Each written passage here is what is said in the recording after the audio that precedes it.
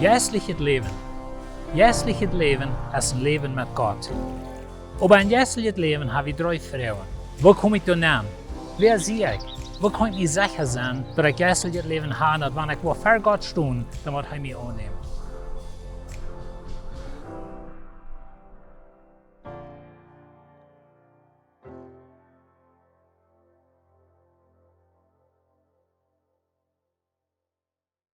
In der Rede, da rede ich von, dass du bist sehr hoch gemerkt. Du bist von Gott gemerkt für Gott. Und so Gott will die 3 haben. Das ist eine Ursache, wohin er die raten hat. Wenn Gott will dort, was er gemerkt hat für sich selbst, dort will er 3 haben.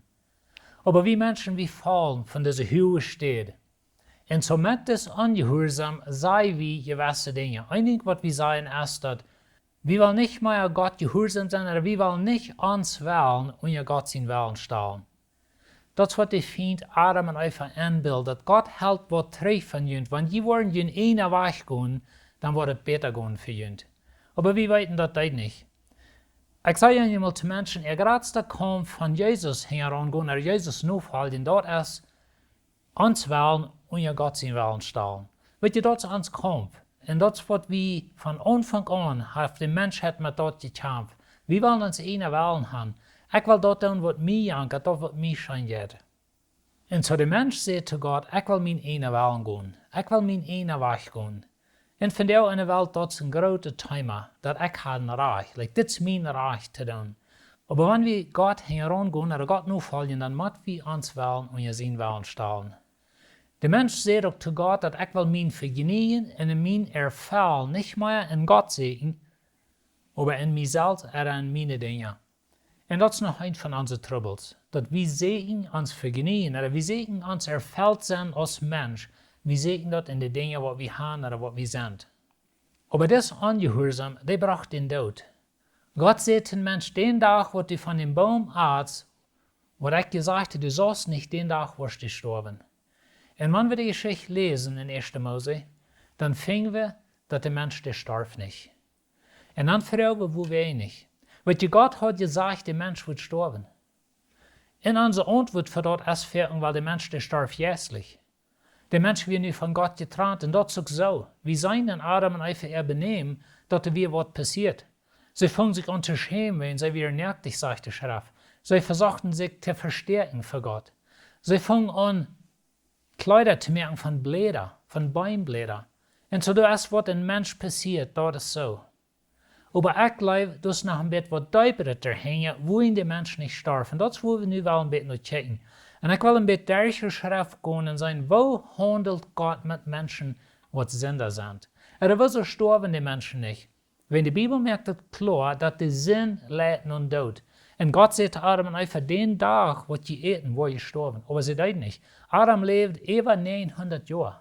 Na, wir wissen nicht, wie alt er wird, als sie sich versinnen deuten, aber sein ganzes Leben wie über 900 Jahre.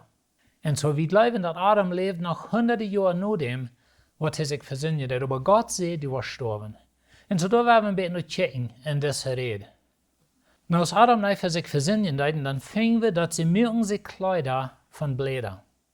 Na, wir stellen uns so vor, vielleicht haben sie da Bäume gehabt mit großen Blättern, bis es Bananenbäume oder so eine Dinge steht. Aber in 1. Mose 3, Vers 21, da sagt es das. Und Gott der Herr mir Kleider für Adam und seine Frau von Laders und Kleid angezogen. Na, wisst ihr, das ist mir sehr interessant, wenn Adam und Eva hatten sich all gekleidet. Als Gott ihnen sehen im Garten, dann hatten sie sich all bedeckt mit Blättern. Aber irgendwie wird Gott das nicht gut. Irgendwo wird Gott nicht zufrieden mit dort. Und dann sagt es hier, dass Gott Adam und Eva kleiden mit Laders. Na, meine Frage ist, wo kommt das Lader her? Wir können vielleicht sagen, Gott mögt das. Und vielleicht das, aber ich glaube nicht. Ich glaube, das ist das erste Mal, was Blut vergoten wird für Sinn. Weil Gott sagt, dass Sinn wird den Tod bringt. Aber von hier wieder, und von hier in dieser Stadt und von hier wieder, nimmt Gott einen Stellvertreter. Und das ist, was Gott hier tut. Ich stelle mir das vor. Dass Gott nimmt einen Schub. Wenn Luther wieder einen Schub, was Gott braucht für ein Sündenopfer. Gott nimmt einen Schub. Und er selbst schlagt das Schub. Er tut das zu seinen Opfern. En Adam en Eva, sie mussten totchecken. Sie mussten sein Blut ran, das erste Mal. En dan neemt Gott dat Lader van de troep en maakt Adam en Eva Kleider als een symbool dat de zin weer bedaagt. En weet je, durch das ganze Oude Testament wird dit Gott zijn Weg van met zin handelen. Israel muss immer weer een troep opferen. Aber weet je dat hij niet zin wegneemt, dat hij de bloß todagen. En dat hij de bloß so te zijn, te zien zaten voor een jaar. En nächstes Jahr mussten sie weer hetzelfde doen. Aber hier im Garten Eden kwam de dood zum ersten Mal op deze Welt. En een Tier muss sterben für Adam und Eva. Nou, de Bibel sagt uns das nicht korrekt so, es sagt das bleibt, aber wenn ich das ewige Part von der Bibel checken, da wo Gott mit Sinn handeln hat, dann glaube ich, das ist, was hier passiert. Wenn wir wieder gehen in die Geschichte, dann kommen wir bei 1. Mose Kapitel 4. Adam und Eva hatten 2 Jungs, Kain und Abel. Und dann sagt er das von den Jungs ein Tag, das sagt es das. Dann kam da ein Tag, wo Kain dem Herrn eine Gabe und ein Opfer bracht. Er bracht was von dort, was er ab das Land getrocken hat. Maar hier ist meine Frau. Wo wussten diese Jungs dort, dass sie sollen opfern? Weet je, de Schrift hat Gott hier noch nichts geredet von Opfern. Das ist das ganz erste Mal, was die Schrift redet von, dass sie wollen ein Opfer bringen. Aber das kommt von irgendwoher. Und ich stelle mir so vor, dass Adam und Eva dort im Garten Eden, sie hatten das erste Opfer. Oder Gott hat das erste Opfer sozusagen. Und er schlagt den Schub. Er kleidet mit das Lader. Aber dann glaube ich, was Gott hat gesagt hat, und Eva, dass jemand die nächste Generation das lernt. Das Sinn wird betont. Leben wird gegeben für Sinn. Und das ist, was diese Jungs hier nicht kommen tun. Und so Kain kommt und er bringt ein Opfer, sagt es. Dann sagt es wieder, Abel bracht auch eine Gabe von dem Herrn als ein Opfer. Er bracht das beste Stück von einem erstgeborenen Lamm von seinem Herd. Der Herr gleicht Abel und ihm gefällt das Opfer, was er gab. Aber wir wissen, wenn wir wieder lesen, dass Kain sein Opfer nimmt nicht an. Na, die Frau ist vielleicht einmal wo wenig. Vielleicht denken wir so, weil Kain hat bloß eine rechte Anstellung. Und er hat auch.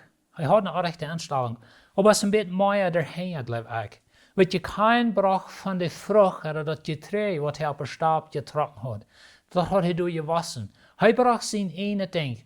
Na, wo ihn das recht wird, glaube ich, ist, wenn Gott hat ihn gelehrt, dass Sinn leidt und Tod. Sinn bringt den Tod. Sinn fordert Blut. Und so, Kain braucht kein Blut. Und das ist, wo ihn Gott sein Opfer nicht annimmt. Aber Abel, er braucht Blut. Abel braucht ein Leben sozusagen. Und dann sagt er noch, Abel braucht das beste Stück von das erstgeborene Lamm. Wenn wir Luther checken und ja die Geschichte von Israel, dann wird dort krank sehr wichtig, dass sie sollen ein Lamm opfern ohne Fehler. Und das soll ein erstgeborenes Lamm sein. Und so Gott nimmt Abel sein Opfer an, wenn er braucht Blut. Na, weet je, hier ist ein sehr interessanter Leben für uns. Gott nimmt Adam und Eva ihre Bläderkleidung nicht an. Gott nimmt kein sein selbstgebrachtes Opfer nicht an. Das muss dort sein, was Gott gesagt hat. Kriegst du es mit mir und die? Wir können zum Beispiel unsere gute Worte bringen. Oder wir können vielleicht so denken, dass wir, okay, ich bringe mein Mennonitentum. Oder ich bringe meine Kleidung. Oder ich bringe mein Weg von Leben. Oder mein Weg von Kirche. Aber weet je ook wat lied? Nicht ein von den Dingen, was tut ich. Wenn Gott hat gesagt, wo Sinn betont muss. Und wenn wir dort nicht tun, dann nimmt Gott uns auf Krieg so wenig an, als er kein Sinn tut.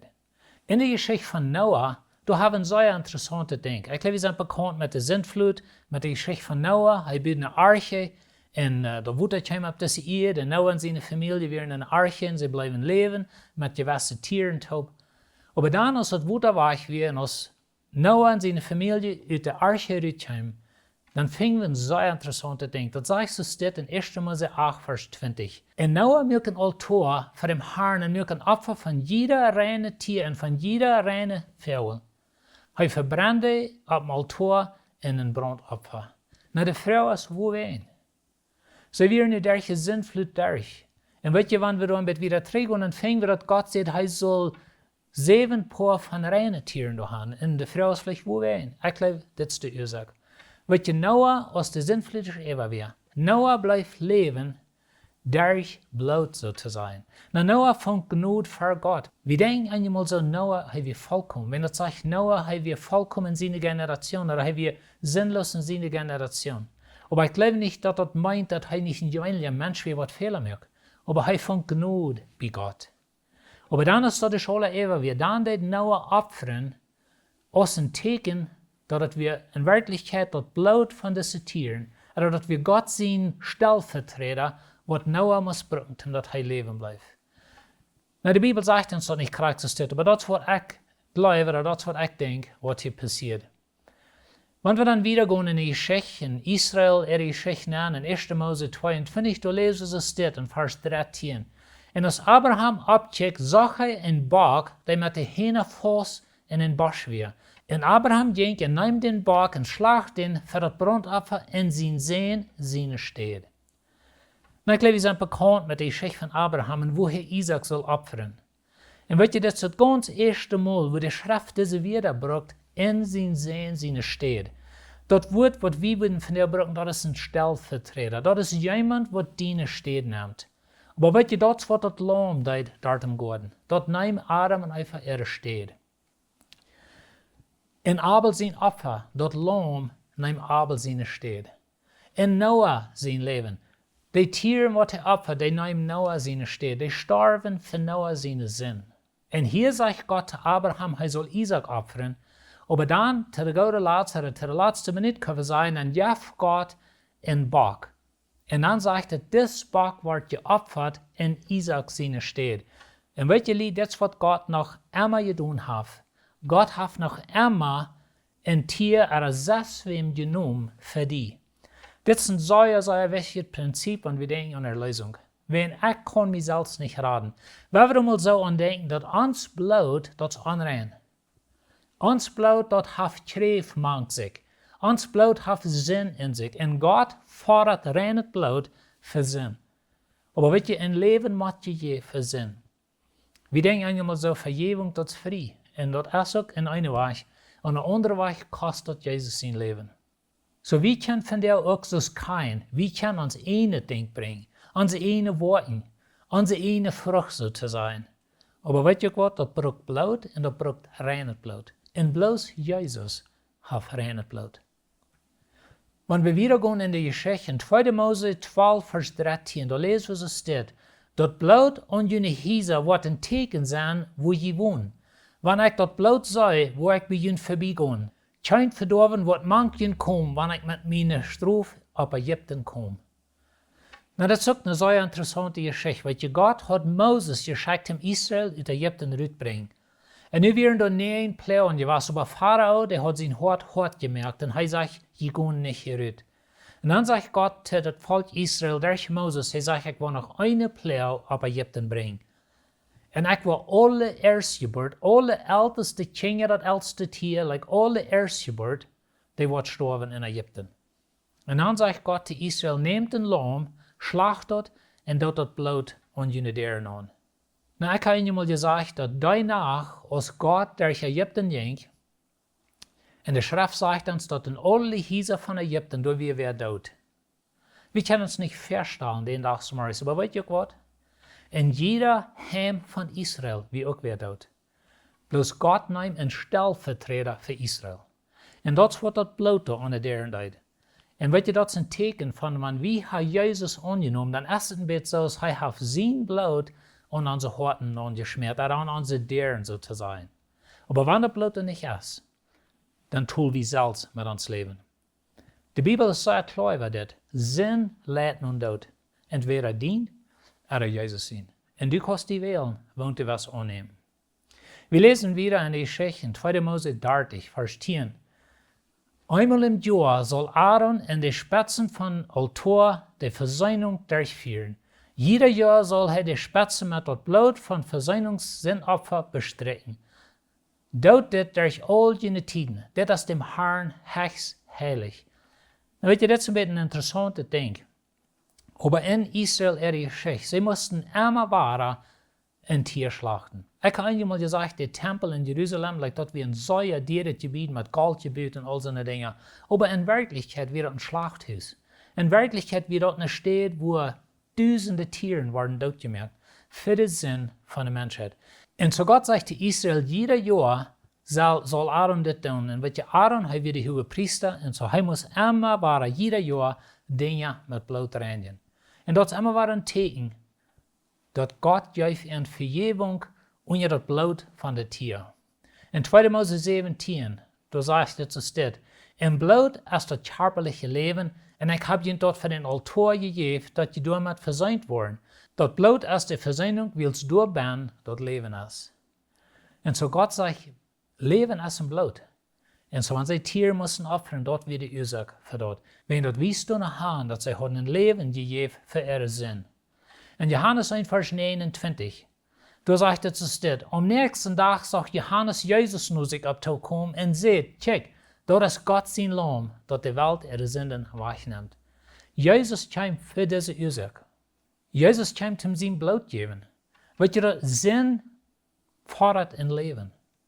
Entweder dient, oder Jesus dient. Aber Jesus hat sein gegeben. Nu kannst du die wählen, als du was dort annehmen, oder den nicht bringen. Dat is wat Kain deed. Dat is wat Abel deed. Dat is wat het ganze Oude Testament ons leert. Dat God neemt bloos dan vergeving aan, oder bloos dat Opfer aan, wanneer dat met bloed wordt gedaan, oder wanneer dat met bloed kwam.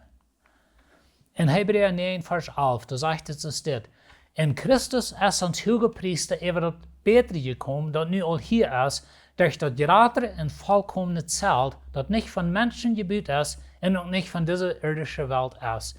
So die Schreiber an Hebräer hat vergleicht Jesus sein Opfer in den Tempel. In den Tempel da werden Opfer getan, jeder Jahr muss der hoge Priester waren mit Blut und das Allerheiligste nennen. Aber nu ist Jesus gekommen. Er sagt wieder in Hebräer 9, Vers 12, er ist auch nicht mit Blut von Kasen oder Kalben in das Allerheiligste nennen gegangen. Er ging mit sein eigenes Blut ein und für allemal in das Allerheiligste nennen und hat uns eine ewige Rettung verschafft. Ich habe ein bisschen ein Bild, dass du hast ein Tempel im Himmel. Und weet je, ich glaube, du hast wen im Hebräerbrief wurde es dort beschrieben. Der Tempel, was hier beirrt wird, dort wie bloß ein Model von dort, was im Himmel ist. Und dann, als Jesus starb, da merkt ich mir so ein Bild ist das. Und das ist mein Bild. Aber ich glaube, Jesus ging sozusagen mit einer Kam mit Blut durch das Allerheiligste nennen im Himmel. Und er sah, der kam durch Han. Und dort Blut steht auf in der noch. Und dort Blut steht in unser Sinn. So wir können entscheiden, dort annehmen, oder wir bringen uns nicht. Aber weet je wat? Ons eenheid ist voll von Sinn. Ons eenheid Blut ist voll von Schrift. Das ist unreine Blut. Und Gott wird es never annehmen. So wir brauchen reines Blut. Und bloß Jesus hat reines Blut.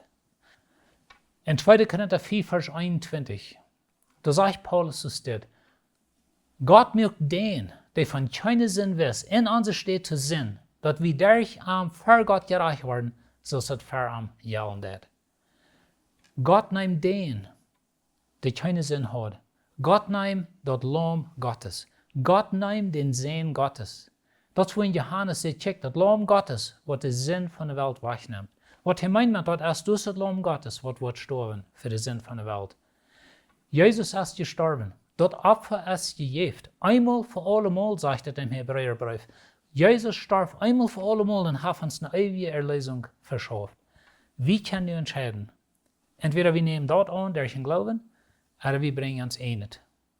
Aber weet je wat? Wenn du den nicht bringst, da wird so gehen als Kain. Da wird so gehen als Adam auf ihre Blätter. Da wird so gehen, als es der ganze Schrift geht, wenn wir uns nicht bringen. Gott nimmt es nicht an. Gott braucht reines Blut, aber er braucht Blut zum Sinn vergeben. So werden wir Jesus annehmen.